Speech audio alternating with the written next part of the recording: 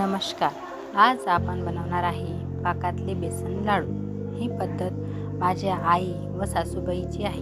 ही पद्धत आवडल्यास व्हिडिओला लाईक करा. सर्वप्रथम आपण 1 किलो बेसन पीठ घेऊन त्याचा नरम असा गोळा बनवला.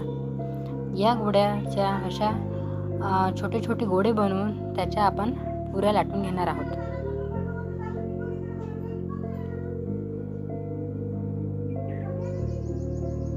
आता ह्या सर्व पुऱ्या लाटून झालेल्या आहेत. नंतर ह्या पुरी आपण तोडून घेणार आहे.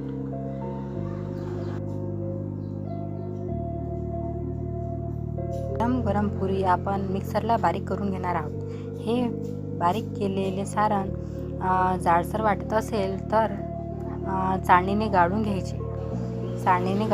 आणि त्यामधलं जे जाळं राहते ते परत एकदा मिक्सरला फिरवून घेतलेलं होतं. तर किलो बेसनाला 1.5 किलो अशी साखर लागते.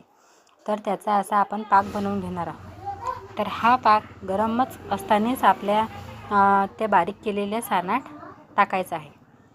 आता हे सगळं आपण मिक्स करून घेणार आहोत. यामध्ये वेलची पूड आणि तूप अर्धी वाटी 1 वाटी तूप घातलेलं आहे. तुम्हाला वाटत असल्यास तुम्ही ड्रायफ्रूटही टाकू शकता. हे सगळं आपण मिक्स करून घेणार आहोत आणि आता अर्धा तास हे असंच बाजूला ठेवणार आहोत.